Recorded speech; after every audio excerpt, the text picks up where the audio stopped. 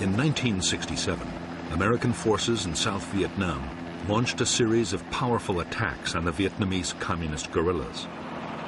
The aim was to take the war to the NLF's biggest units by attacking their bases in overwhelming strength.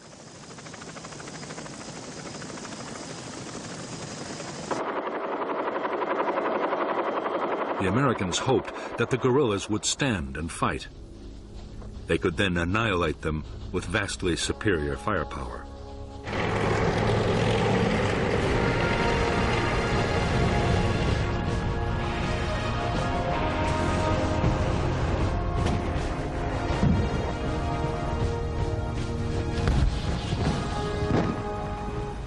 The offensives were designed to use the tactics of search and destroy on the grandest scale yet. Some of the biggest helicopter operations of the war were mounted to try and trap entire Viet Cong regiments. More guns and aircraft were called in to support the attacks than had ever been unleashed on a Vietnam battlefield.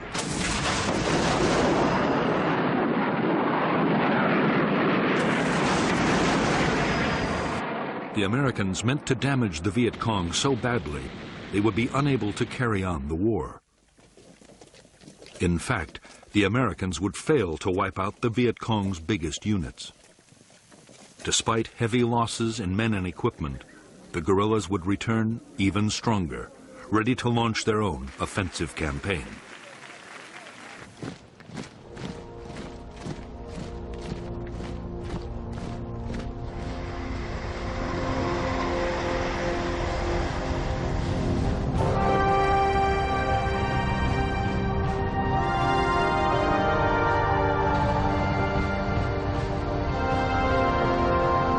By mid-1965, the mission of American troops in South Vietnam was changing fast. They had come to secure air bases, but now they were actively looking for combat with the Viet Cong.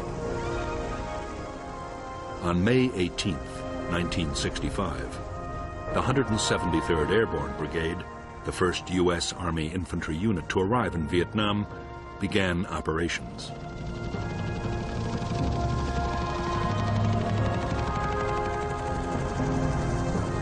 Its first task was to sweep a wide area around its base near Saigon.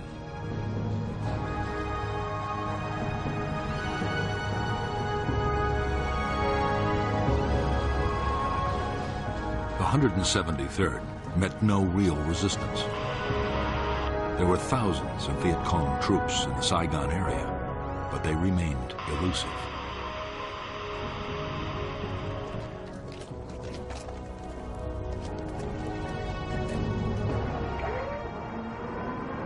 More American troops arrived.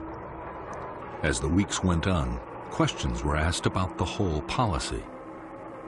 Was it wise to send a conventional army with its slow-moving, heavily armed infantry, its planes, its tanks, against guerrilla units that might be impossible to pin down?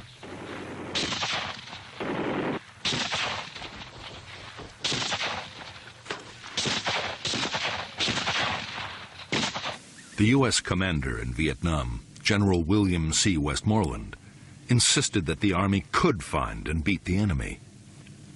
There were soon encouraging signs. In August 1965, in Operation Starlight, U.S. Marines surrounded a Viet Cong regiment of 2,000 men and defeated them in a full-scale battle.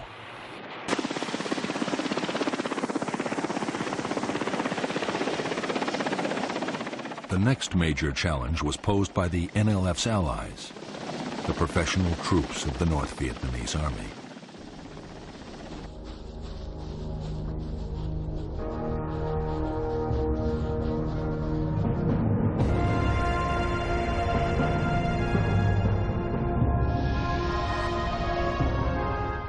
By September 1965, two North Vietnamese Army regiments, the 32nd and the 33rd, had moved down the Ho Chi Minh Trail and infiltrated from Cambodia into South Vietnam.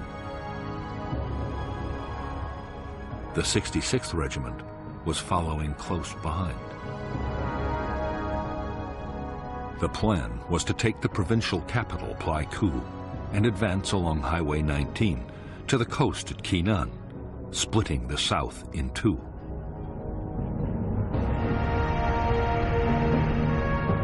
The Americans were determined to block the NVA's attempt to reach Keenan.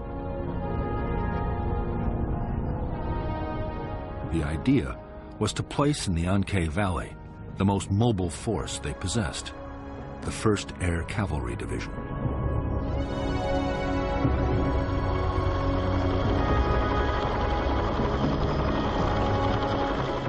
The Air Cavalry was the first formation anywhere in the world designed around the helicopter. The division was 15,000 strong and had 480 machines, 5 times the number of a normal infantry division. The whole idea had, until recently, been an experiment with an eye to any future war in Europe. No one really knew how it would work in a place like Vietnam.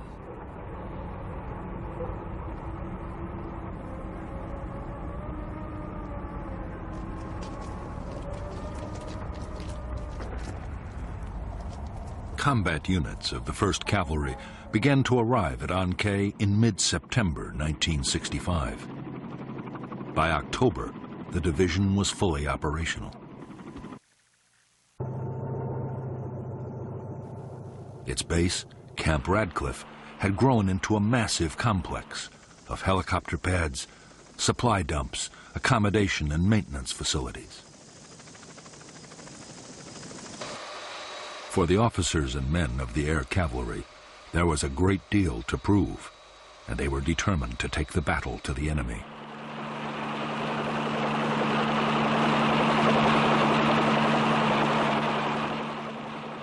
For their part, North Vietnamese Army commanders were just as keen for a fight as the Americans. Their 6,000 troops, already in the border area, meant to keep up the pressure on South Vietnamese government forces. At the same time, they aimed to find out how well U.S. troops would fight and how their own soldiers would cope with American weapons and tactics.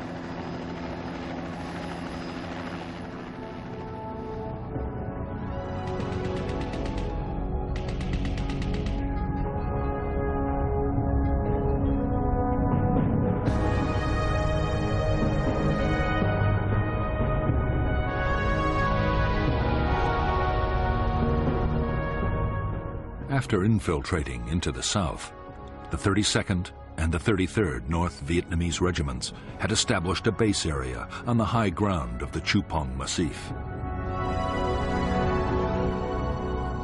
On October 20th, 1965, the 33rd Regiment laid siege to an American Special Forces camp at Plai Mai.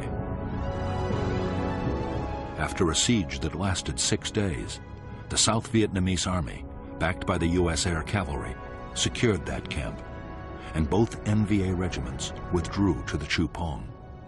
There they meant to join with the newly arrived 66th Regiment before renewing their campaign.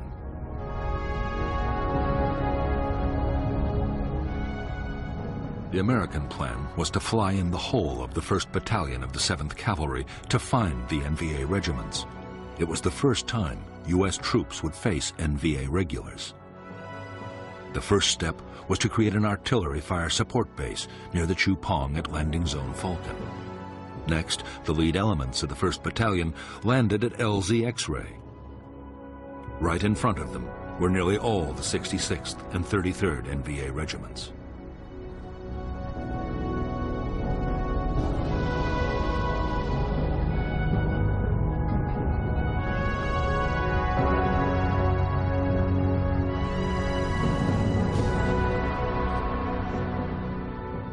When Company B pushed towards the spur of the Chupong, it was attacked immediately, and a platoon was encircled. Company A was also pinned down by fierce fire before the rest of the 1st Battalion was landed.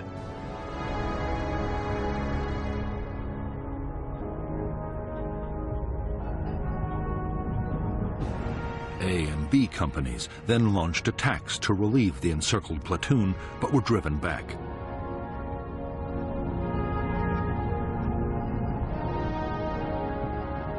The following morning, the Americans, reinforced by another company, were hit by waves of NVA troops. Heavy fire support wreaked havoc on the attackers, and by now another American battalion was on its way overland.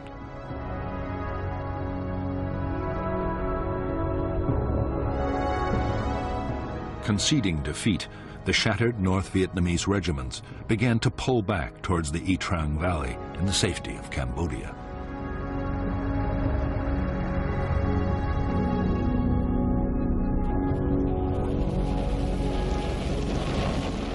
After the fight at LZ X-Ray, the Chu Pong was bombed by almost 100 B-52s, each unloading 17 tons of high explosives.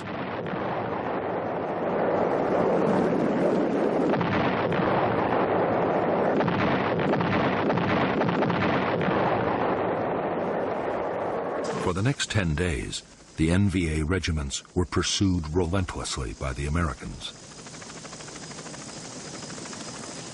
But although the North Vietnamese were in retreat, they were still capable of hitting back.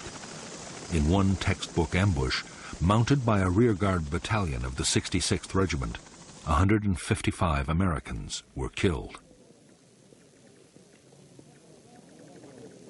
For U.S. forces, it was the most costly day of the war so far.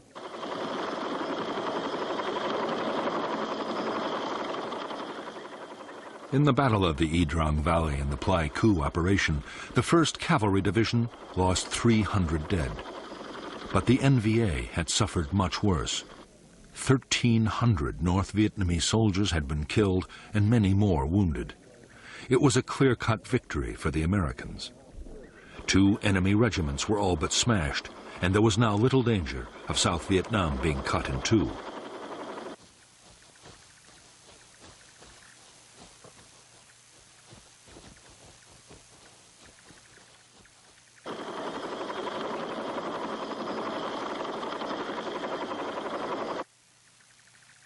The Y Trang battle was a major boost for U.S. commanders.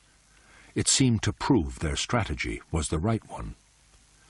The enemy's big units could be made to stand and fight, and take heavy casualties in the process.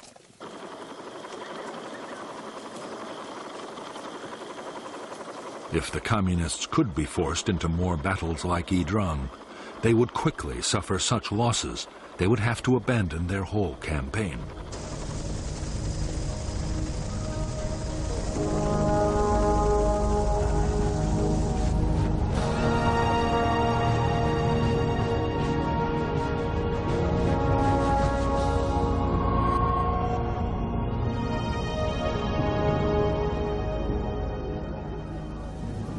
The final push to use American combat forces in South Vietnam had come from President Lyndon Johnson himself. Yet, he had never wanted to fight a war in Asia. Johnson's priority was social reform, his Great Society program, and he feared the war in Vietnam might fatally damage his plans.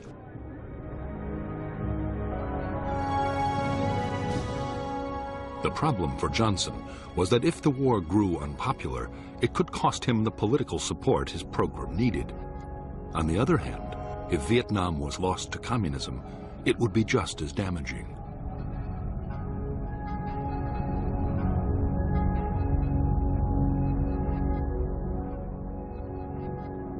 The only solution that Johnson could see, and the one agreed with his Defense Secretary Robert McNamara, was an uneasy compromise.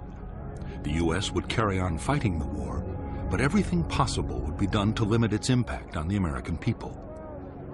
Dramatic measures like calling up the reserves or the National Guard had to be avoided.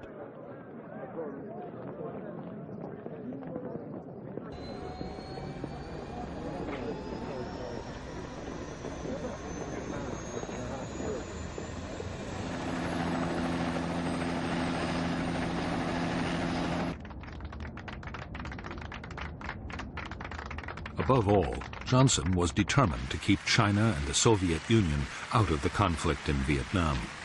By now, both communist powers had nuclear weapons, and China had almost unlimited manpower.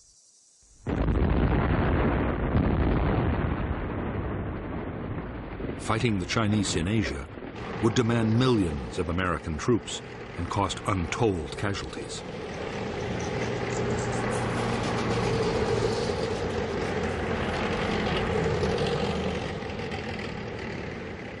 Johnson's solution was to fight a limited war. He restricted the bombing campaign against North Vietnam to personally approved targets. He also ruled out invading the North, no matter how much it backed the NLF.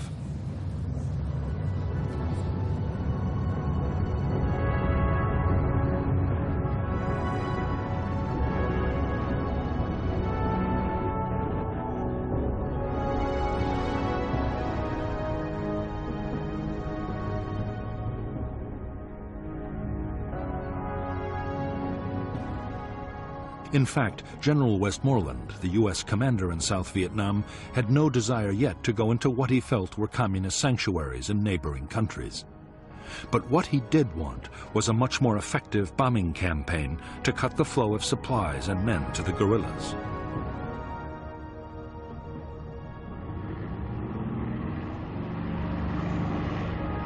If that happened, Westmoreland was confident he could win. He would need more troops, but once he had built up his forces, he was sure he could seize the initiative.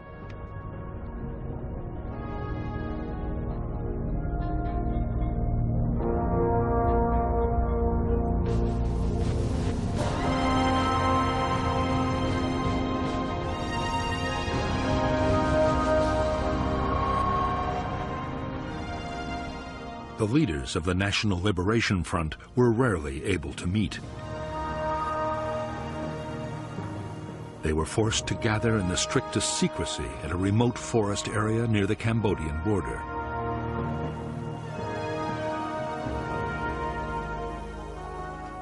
The fear was that a single American bombing raid could wipe out the leadership at a stroke. Security was intense, and avoiding enemy units meant that some members had to travel for weeks to reach the conference.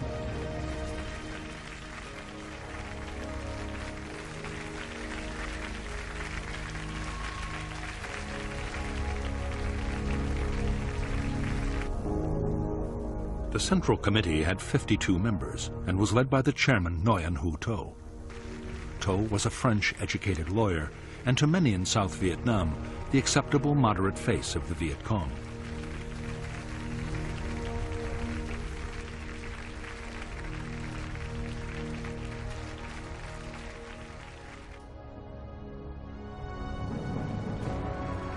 But behind To were lifelong communists like the General Secretary Huon Tan Phat, an architect and the NLF's foremost thinker.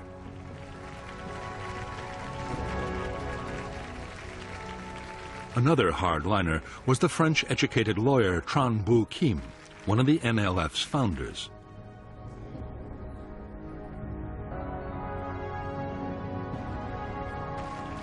By now, Northerners were in almost full control of the military command, and through them, North Vietnam was making sure its policies were followed. The NLF guerrilla army was even more closely controlled by the North. Its top commander was a North Vietnamese Army General Nguyen Chi Tan. Tan was noted as a political firebrand and wanted to stay on the offensive, whatever the cost or the dangers.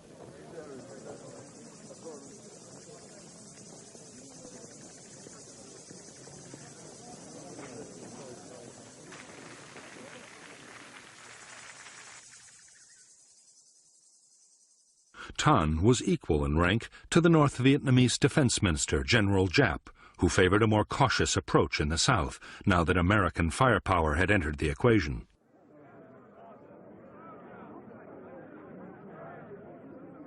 By the end of 1965, Giap was winning the argument. The result would soon be felt on the battlefields of South Vietnam.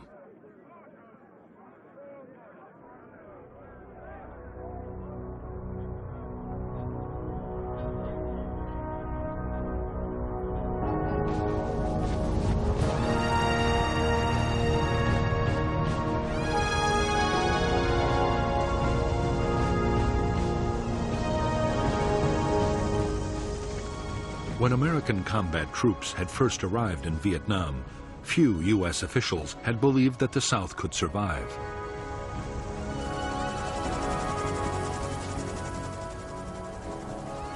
By the end of 1965, the picture had changed dramatically.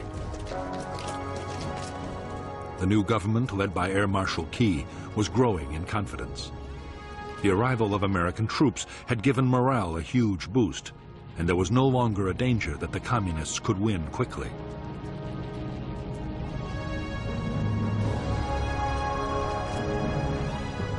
For General Westmoreland, the next stage was to go on the offensive against the Viet Cong. His aim was to take on the enemy's big formations on the battlefield and eliminate them one by one.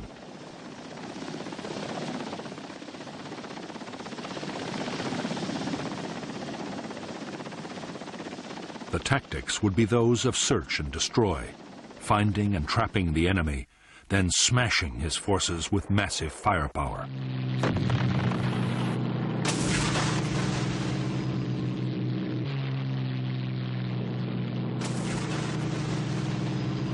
General Westmoreland's strategy would be to wear the Viet Cong down by relentless attrition. In battle after battle, Westmoreland meant to force the Viet Cong to sacrifice troops and materials faster than they could ever be replaced.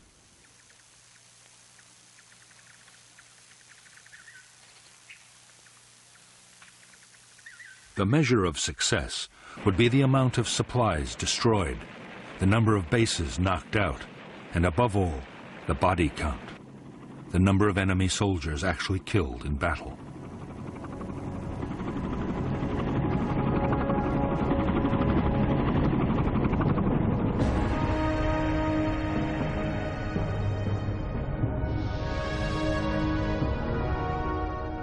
For defense, 4 national priority areas were agreed by the Americans and the South Vietnamese. The coastal provinces around Da Nang and Quy Nhon, and the central part of the Mekong Delta, and above all Saigon, the capital. These were to be first consolidated and then made the springboards for large-scale search and destroy operations against enemy units and base areas.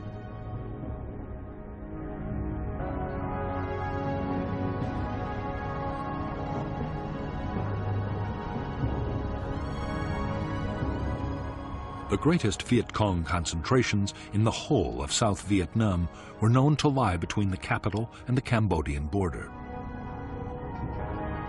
Through this area ran several strategic roads and the river routes into the capital.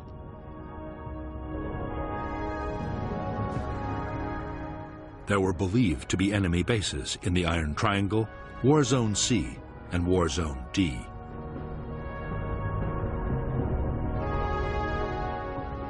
These base areas were the destination for most of the supplies and men that came down the Ho Chi Minh Trail, and it was these bases the Americans would have to attack if the Viet Cong were to be finally defeated.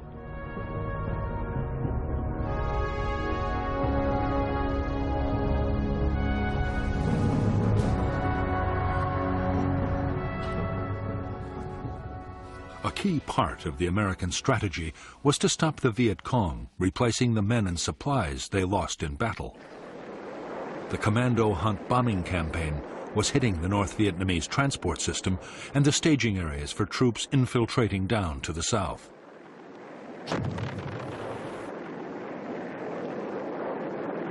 During 1965, U.S. aircraft had flown 55,000 individual sorties over the north.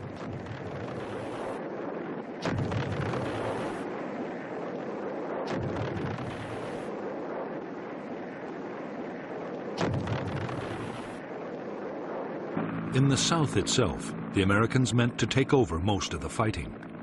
The U.S. forces were better armed and trained than South Vietnamese government troops.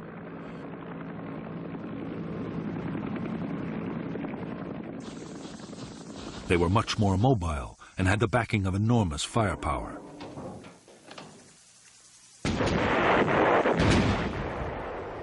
Meanwhile, to the intense frustration of many South Vietnamese army commanders, Government forces would deal mainly with local security. Only elite units would take part in offensive operations.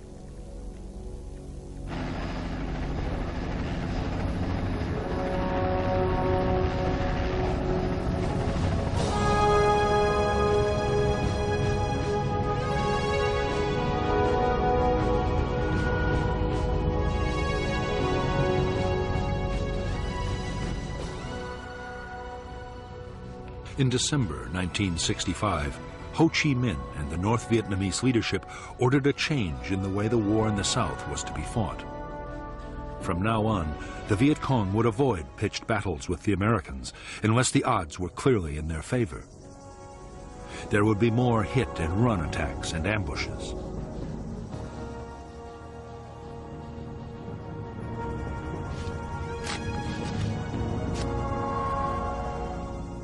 To counter the American buildup, Viet Cong recruitment would be stepped up, and more North Vietnamese army troops would be infiltrated into South Vietnam.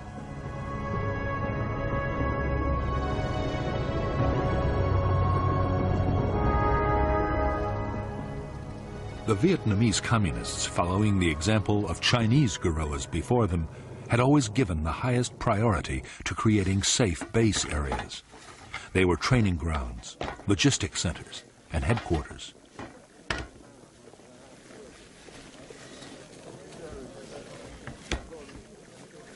They also offered secure sanctuaries for times when the war might go badly.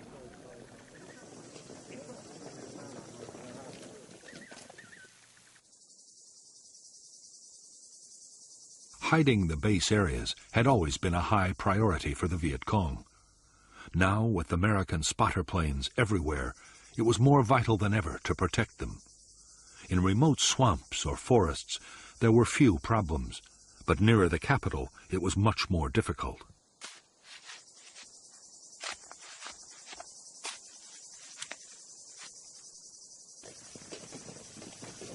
The answer was to build enormous warrens of underground tunnels.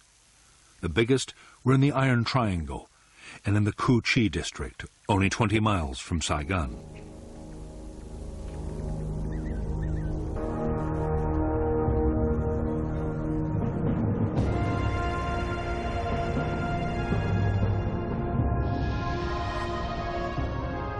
In the Cu Chi base area, any facility used by the guerrillas, like a conference room or training area, had almost instant access to the safety of underground.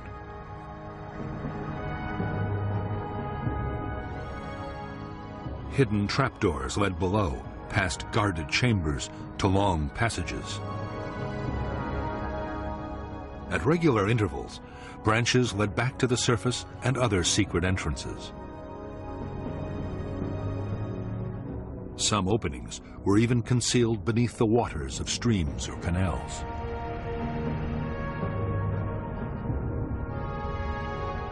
At the deeper levels, there were chambers carved out for arms factories and a well for the base's water supply. There were storerooms for weapons and rice, and there was sometimes a hospital or forward aid station.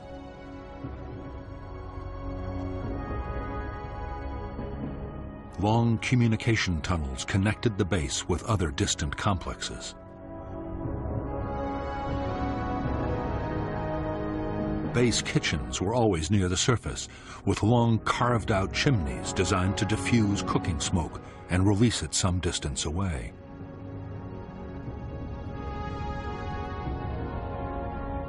Near the kitchens were the guerrillas' sleeping chambers, where they could survive for weeks at a time if need be. Everywhere on the top level, there were tunnels leading back upwards to hundreds of hidden firing posts for defense of the base.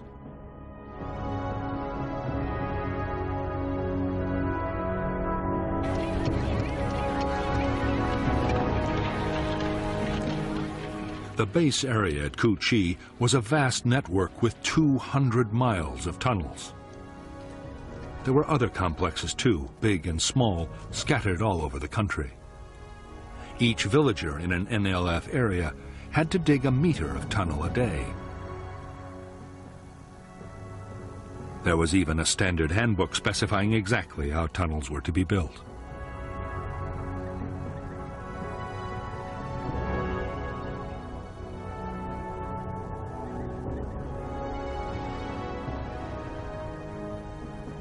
The orders coming from NLF headquarters were absolutely clear. Tunnels were not to be treated as mere shelters. They were to be fighting bases, able to provide continuous support for troops.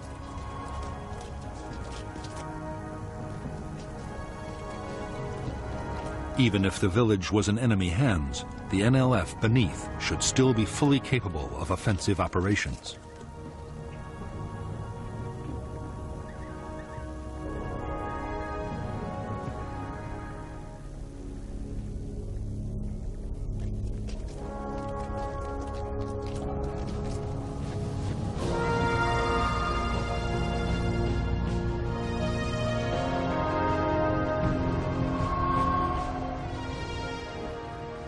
When Washington had decided to send American troops to fight the Viet Cong, the biggest question had been how many would be needed to win.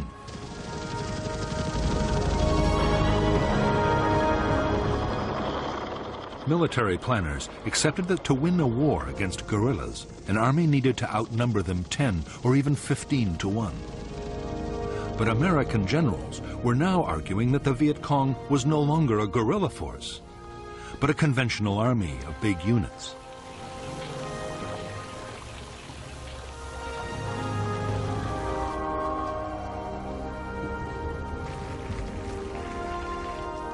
Because U.S. commanders were confident they were not fighting a guerrilla war, they saw no need for a 10-to-1 superiority in forces.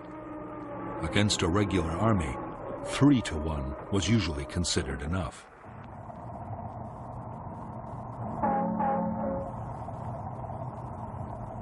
$400,000 U.S. troops, plus the South Vietnamese army, would be just sufficient to reach that target. The plan was to have most of the men in Vietnam by the end of 1966.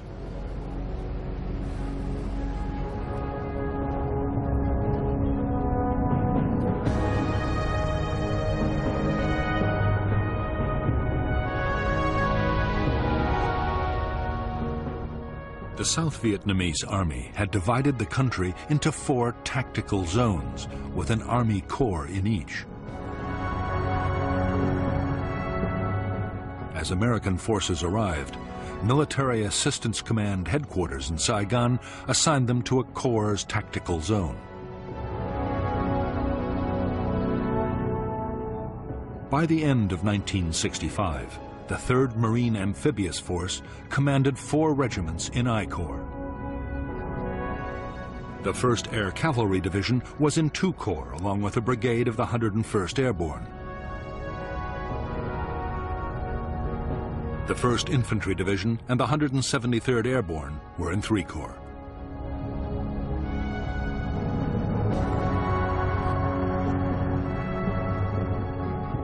During 1966, the plan was to build up U.S. strength by 2 Marine regiments, 3 Army divisions, an armored cavalry regiment, and 2 light infantry brigades.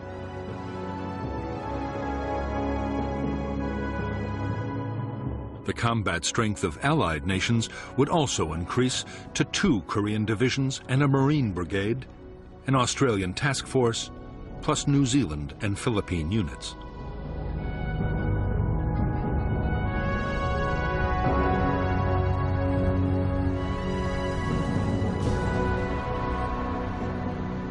By late December 1965, almost 150,000 U.S. troops had arrived in Vietnam.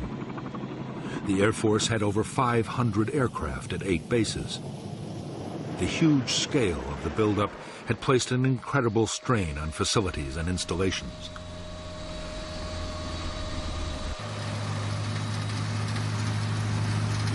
There was a frenzy of building as Army and Navy engineers, along with American civilian contractors, improved airfields, bases, and roads.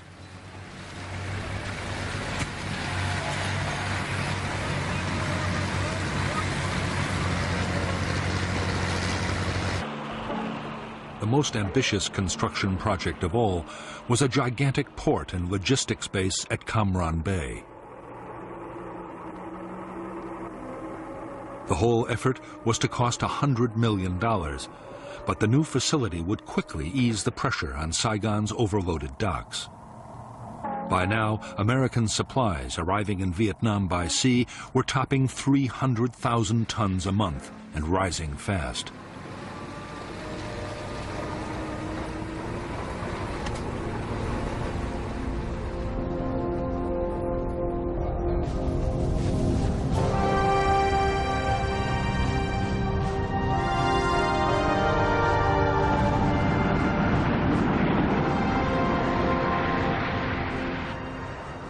As the Cold War had produced one world crisis after another, the U.S. armed forces had been on a war footing almost continuously for 5 years. Budgets were generous, and all the services were superbly well equipped and trained.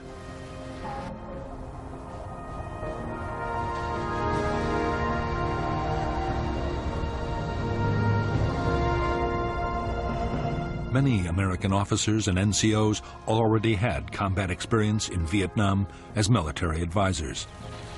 Most of the more senior personnel had fought in World War II and Korea.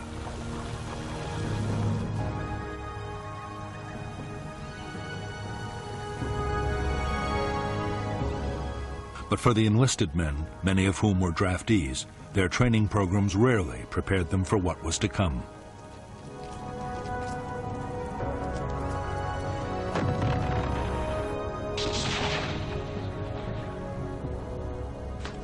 Even to the best trained soldiers, the reality of arriving in Vietnam could come as a shock.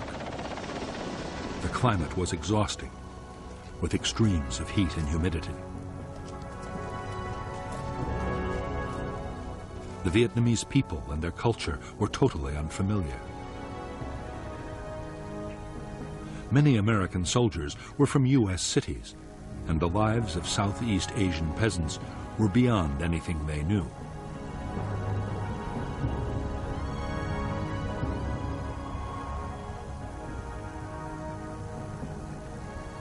But in spite of the strangeness of the world in which they had come to fight, at this stage morale was high amongst American troops in Vietnam. There was confidence in the Army's leadership, and most units had a strong sense of camaraderie. There was also the knowledge that a soldier's basic tour of duty was a finite 13 months and 14 days.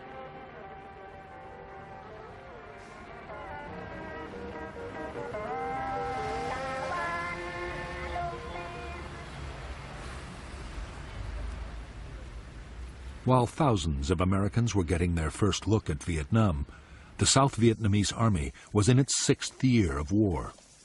Most of the Army's 300,000 soldiers were reluctant conscripts. Many were underfed, and desertions were outstripping recruitment by 2,000 a month.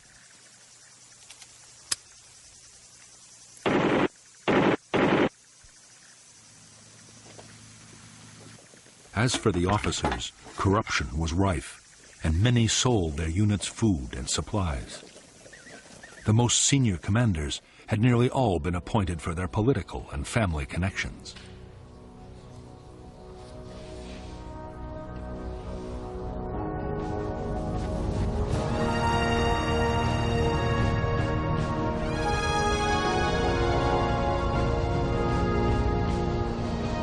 For years, the basic infantry weapon of the American soldier had been the M14 rifle.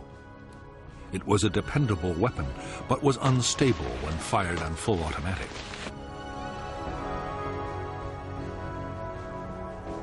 The M14 would stay in service with some units for a long time yet.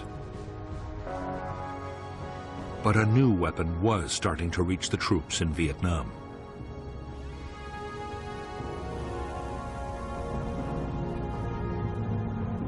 The M16 was a light, compact assault rifle made of metal alloy and plastic. It was effective up to 400 yards and had a very high rate of fire.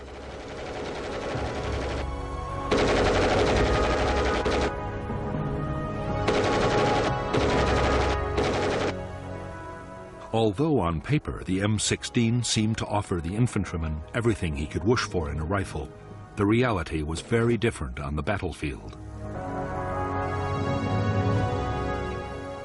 The M16 was prone to jamming, a nightmare for the soldier in a firefight.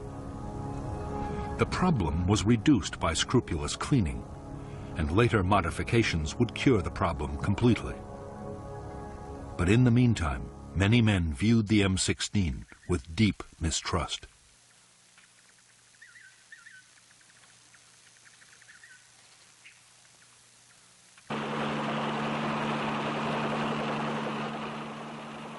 In an American infantry platoon, the most valued weapon of all was the M60 machine gun. The M60 could fire more than 100 rounds a minute and had a range of 1,000 yards. The gun was usually operated by a two-man crew, but it could also be fired from the hip. The M60 was extremely robust and well suited to the harsh conditions of battle in Vietnam.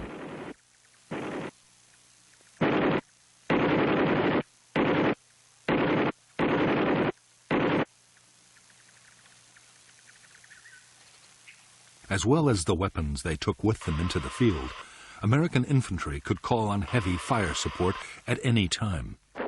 Ground attack aircraft could saturate the area with high explosives or napalm, while few operations were ever mounted out of range of friendly artillery.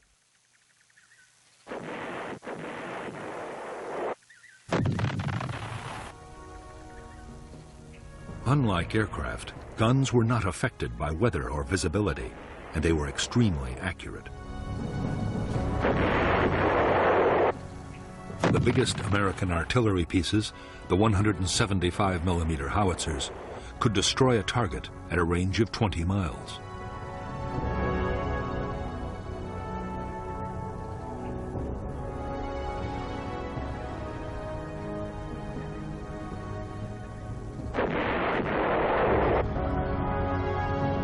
By now, every infantry division depended heavily on helicopters to maneuver its forces on the battlefield and to carry supplies and heavy equipment. For the Army, the basic infantry transport helicopter was the UH-1 Huey. The men called it a slick because its frame was uncluttered by guns or rockets.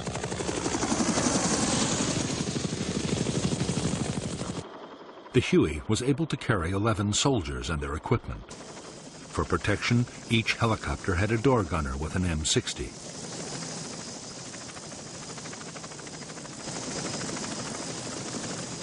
As well as Hueys for transporting infantry and general supplies, there were Huey gunships for escort and assault.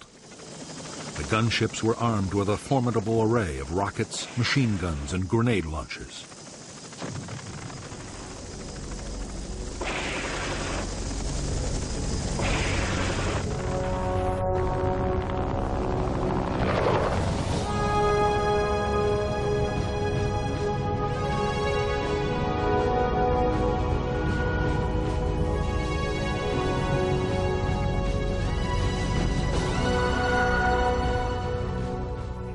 By the end of 1965, the total strength of the NLF and North Vietnamese Army units in the South had grown to 206,000 men and women.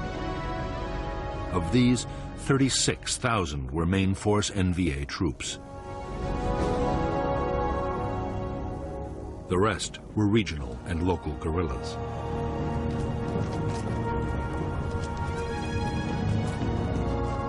The main force Viet Cong units were used to launch large-scale offensives over a wide area. They were uniformed, full-time soldiers. Regional forces were also full-time, but they operated inside their own districts. If necessary, their units could come together to make bigger formations for a large-scale attack. If enemy pressure became too great, they could break again down into smaller units and scatter.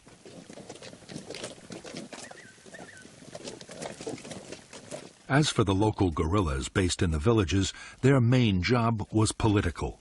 They were a constant reminder of the armed presence of the Viet Cong and worked to increase local support.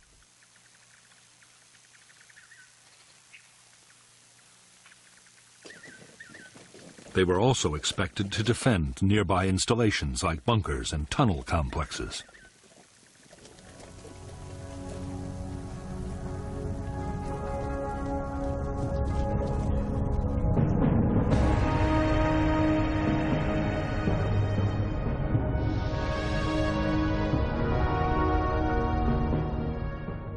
Viet Cong forces were commanded by the Central Office for South Vietnam, near the Cambodian border.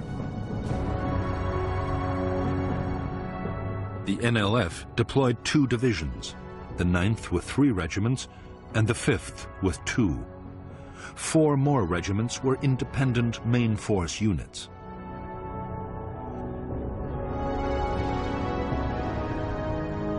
The NLF also controlled more than 40 local and regional battalions.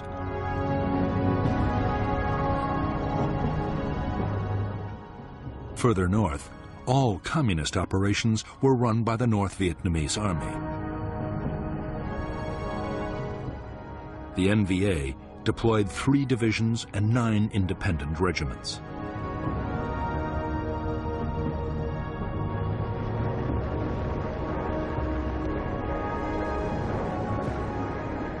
In 1965, American aircraft made tens of thousands of bombing attacks against the Ho Chi Minh supply trail and on logistic centers in North Vietnam.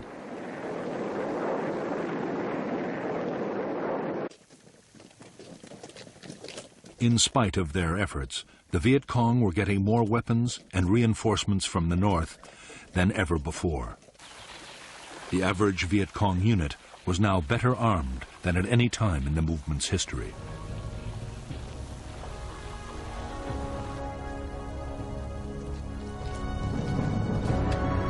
Although the guerrillas depended on the Ho Chi Minh Trail for arms, ammunition, and special equipment, 21 tons a day was enough to keep them fighting. Their other needs were met inside South Vietnam.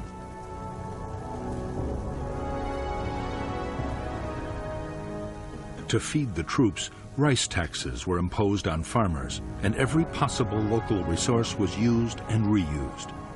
Nothing was wasted. Even the American supplies and containers left behind on the battlefield were put to some military purpose.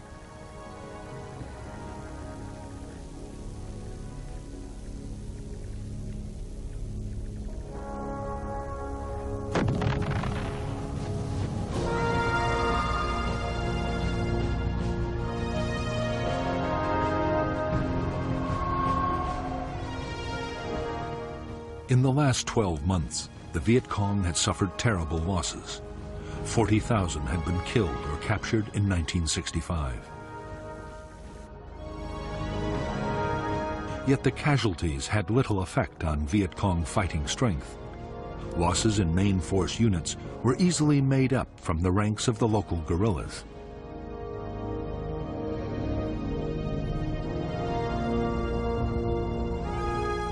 The biggest problem was the high casualty rate among officers. To replace these, the Viet Cong depended on trained men coming down the Ho Chi Minh Trail from the north.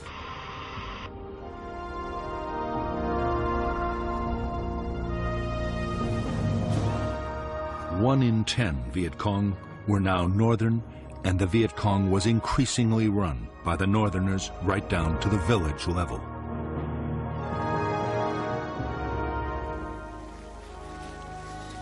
By this time, most Viet Cong main force soldiers had fought for years and were highly skilled and motivated. Every attack was planned down to the last detail, using elaborate models and endless rehearsals. The troops were well trained in infantry tactics and night operations.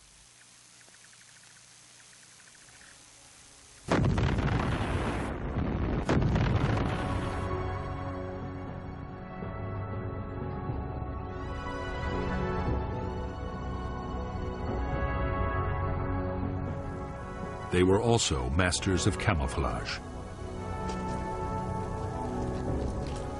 While main force troops thought of themselves as professional soldiers, local Viet Cong were far less confident.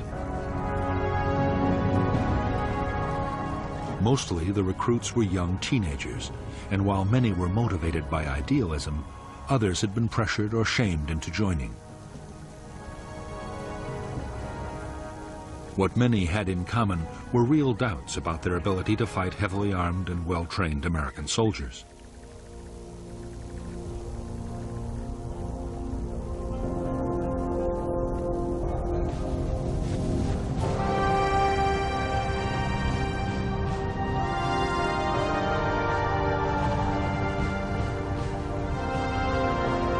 Most main force Viet Cong troops were now armed with a superb assault rifle. The AK-47 was a Russian design copied by the Chinese. It was comparable to the American M16, but it had fewer moving parts. The stock was wood, not plastic, and was far more reliable in Vietnam's testing conditions. The AK-47 also had the advantage of a 30-round magazine compared to the 20 of the American rifle. The Viet Cong had a range of effective Soviet and Chinese light and medium machine guns. They also had heavy machine guns, though never enough.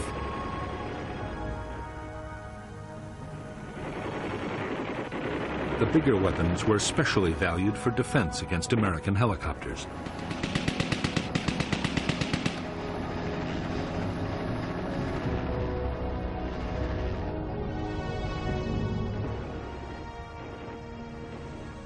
For destroying armored vehicles or bunkers, the Viet Cong had highly effective rocket-propelled grenades and recoilless rifles. Mortars were also available in large numbers and had the advantage of being very easy to transport.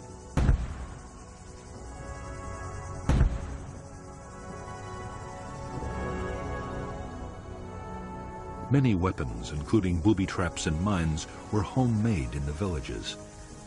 The materials ranged from scavenged tin cans to discarded wire, but the most important ingredients were provided by the enemy.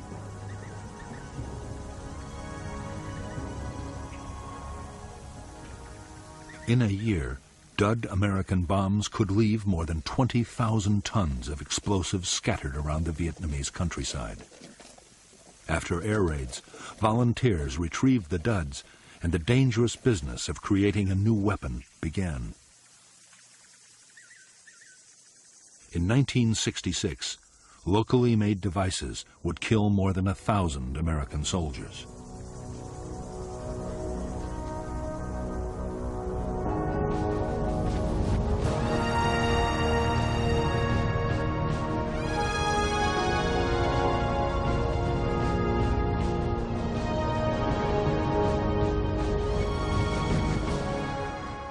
For General Westmoreland, the close of 1965 marked the end of the defensive stage of the American war in Vietnam. In the coming year, he meant to complete his buildup. Then he would launch the full-scale offensives that would lead to final victory.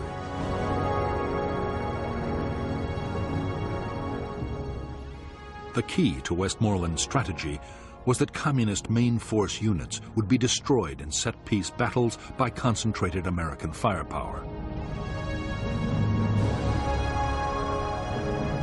Westmoreland was confident the Viet Cong would stand and fight. But there were some signs that the Viet Cong might be changing their tactics.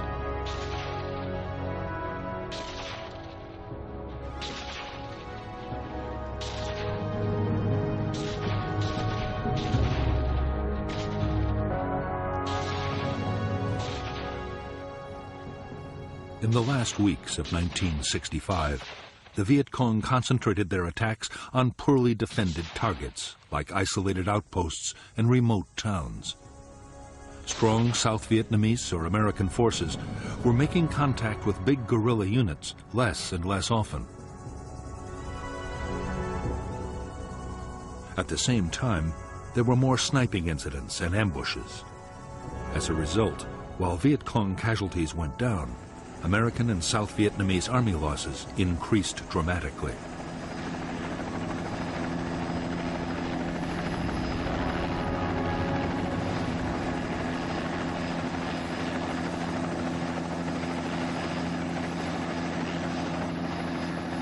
There was even more disturbing news in store for American commanders as 1965 came to a close.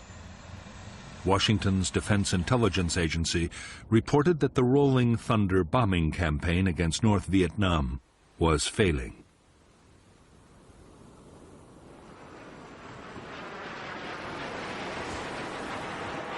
After 10 months of increasingly fierce air attacks, the North showed no signs it was about to give up its support for the Viet Cong. Nor had the bombing staunched the flow of men and supplies to the guerrillas. That meant only one thing. The real contest was still to come on the battlefields of South Vietnam.